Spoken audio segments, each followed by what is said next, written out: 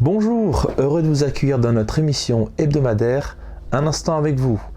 Que Dieu soit béni pour cette opportunité de nous retrouver via la technologie pour passer un moment spirituel autour de la parole de Dieu.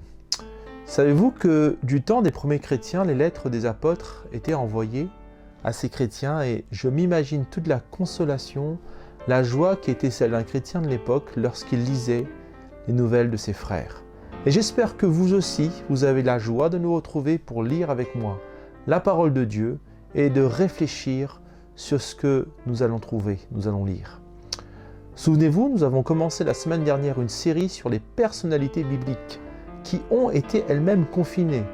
Et nous verrons qu'il y en a eu plusieurs. Oui, des hommes et des femmes dans la parole ont été confinés comme nous le sommes actuellement.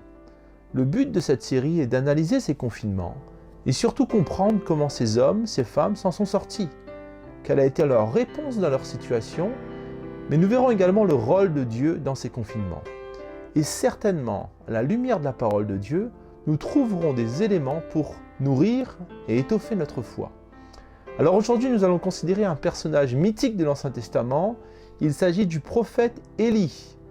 Et dans l'histoire qui précède notre lecture, Élie avait remporté une écrasante victoire contre les représentants des fausses divinités de l'époque, qui dominaient sur Israël. Cette victoire était telle que personne ne pouvait nier que le Dieu d'Élie était le véritable Dieu. Le cœur du peuple d'Israël fut ramené à Yahweh, le seul et véritable, l'unique Dieu. Mais aussitôt cette victoire remportée, une chasse au sang est lancée contre Élie. En effet, la reine d'Israël de l'époque, Jézabel, qui était une fervente adoratrice d'autres divinités, ordonne la mort d'Élie.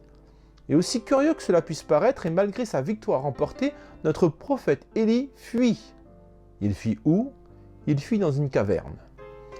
Nous allons voir ces mots dans cette caverne et ce qu'en dit Dieu. Lisons 1 Roi, chapitre 19, versets 9 à 15. 1 Roi chapitre 19, versets 9 à 15.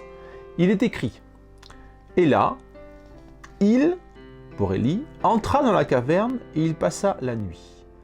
Et voici la parole de l'Éternel lui fut adressée en ces mots. Que fais-tu ici, Élie » Il répondit « J'ai déployé mon zèle pour l'Éternel, le Dieu des armées, car les enfants d'Israël ont abandonné ton alliance et ils ont renversé tes autels. Ils ont tué par l'épée tes prophètes. Je suis resté moi seul. Et il cherche à m'ôter la vie. L'Éternel dit, « Sors et tiens-toi dans la montagne devant l'Éternel. » Et voici l'Éternel passa. Et devant l'Éternel, il y eut un vent fort et violent qui déchirait les montagnes et brisait les rochers. L'Éternel n'était pas dans le vent. Et après le vent, ce fut un tremblement de terre. L'Éternel n'était pas dans le tremblement de terre. Et après le tremblement de terre, un feu. L'Éternel n'était pas dans le feu. Et après un feu, un murmure doux et léger. Quand Élie l'entendit, il s'enveloppa le visage de son manteau, il sortit et se tint à l'entrée de la caverne. Et voici une voix fit entendre ces paroles.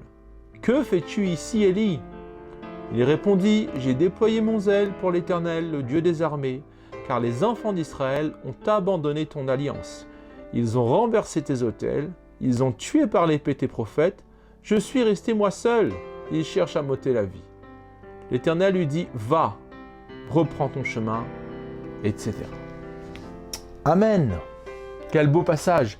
Quelle leçon pouvons-nous tirer de cette expérience? Comment Dieu a-t-il répondu dans telle situation? Vous avez remarqué que les mots d'Élie sont empreints de plainte et de regret. Un prophète puissant en parole et en œuvre tombe dans une forme de dépression spirituelle. Ces mots mentionnés sont imbibés d'égoïsme et d'égocentrisme. J'ai travaillé pour toi et les autres t'ont abandonné. Je suis resté moi seul, fidèle. Oui, Élie est en train de se morfondre et s'enfermer.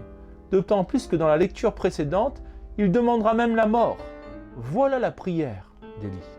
Il se répète les mêmes mots, la même prière, et dans cette caverne, cela résonne et ses arguments reviennent à son oreille. Il s'écoute parler, il reste dans sa bulle. Un signe concret de quelqu'un qui s'enferme, il répète toujours les mêmes choses selon sa propre réalité. Son confinement physique correspond quelque peu à son confinement de ses pensées, dans sa tête. Il a besoin d'oxygène, il a besoin de sortir de ce confinement, mais surtout de son système de pensée, de ses arguments. Les mêmes questions que l'on s'est posées la semaine dernière pour David peuvent être posées ici. Espérait-il encore dans l'avenir? Non. S'attendait-il à mourir? Oui. Était-il tombé dans une dépression à tel point d'en vouloir à Dieu et envoyer valser ses promesses? Oui. Élie s'est coupé des relations humaines. Il va au désert pour s'isoler, il demande la mort dans sa prière, il entre dans cette caverne, il prie en trouvant des excuses, en incriminant les autres pour justifier son état. Élie a besoin d'aide dans son confinement. Et malgré son attitude négative, Dieu vient à sa rescousse. Il vient d'une manière particulière. Plusieurs phénomènes extraordinaires sont mentionnés. Le vent violent, le tremblement de terre, le feu. Mais la parole de Dieu nous dit que Dieu n'était pas dans ces choses. Alors posons-nous la question, qui a orchestré ces phénomènes, les uns après les autres, d'une manière aussi précise? Réfléchissons, quelle était la probabilité pour que se suive le vent violent, le tremblement de terre, le feu, juste devant la caverne d'Élie? Elle serait très faible, n'est-ce pas? Alors je pense que c'est Dieu qui a orchestré ces phénomènes. Lui qui peut tout et à qui obéissent tous les éléments de la terre. Mais à la phrase qui précise que Dieu n'était pas dans ces choses, nous devons comprendre que dans le contexte d'Élie, Dieu décide de lui parler, veut s'adresser à lui, particulièrement par un autre moyen, un murmure doux et léger. En sortant, notre Élie reçoit la parole de Dieu et l'élan et la direction pour sortir de son confinement. Élie connaissait le Dieu qui se révélait de façon puissante et miraculeuse. Mais Dieu n'a pas toujours besoin d'événements puissants pour parler. Dieu parle aussi d'une manière ordinaire. Ici, Dieu a choisi de se révéler dans la douceur. Dieu parle tantôt d'une manière, tantôt d'une autre. L'Esprit de Jésus est à l'œuvre, même si nous ne le voyons pas, nous ne le sentons pas. Apprenons à l'entendre, à le voir, à le sentir. Réalisons que même dans cette période de confinement, l'Esprit de Jésus est actif. Alors, quelle leçon j'en ai tiré pour nourrir notre prière d'aujourd'hui? Dans notre confinement, nous pouvons être fatigués, las et rester constamment dans notre système de pensée. Peut-être que nous sommes en train de ressasser les mêmes choses, les mêmes paroles, les mêmes prières. Ce confinement nous a tellement atteints que nous sommes aussi confinés dans notre tête, dans nos pensées, dans nos idées, et que des réalités négatives s'accentuent aujourd'hui. Mais nous avons besoin d'être renouvelés. Nous ne pouvons pas sortir de nos maisons, mais nous pouvons être renouvelés par l'Esprit de Jésus. Amen. Dieu peut venir à notre secours comme il l'a fait pour Élie, en lui parlant différemment. Élie avait l'habitude de phénomènes extraordinaires, et en lui parlant par ce doux murmure, Élie apprend que Dieu peut aussi le faire autrement et simplement. C'est là un aspect de ma prière aujourd'hui. Dieu parle tantôt d'une manière, tantôt d'une autre. Et peut-être pour sortir de cet état de fatigue, Dieu veut nous parler différemment et nous faire comprendre qu'il n'est pas limité à ce que nous savons de lui.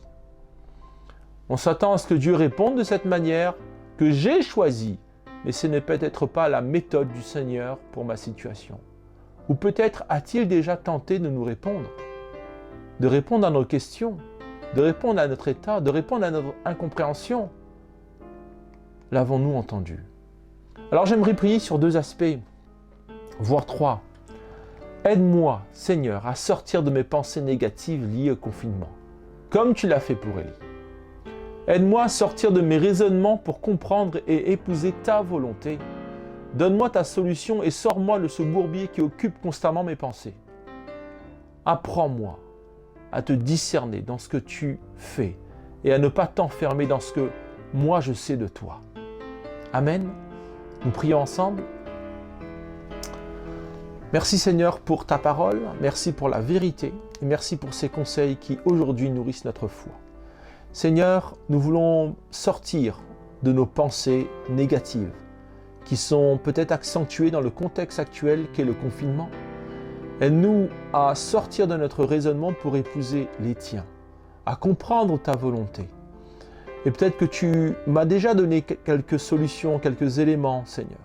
Permets-moi encore de les considérer. Donne-moi encore de leur communiquer de la force pour qu'elles puissent me sortir et que je puisse aussi être libéré comme une bouffée d'oxygène dans mon esprit, Seigneur.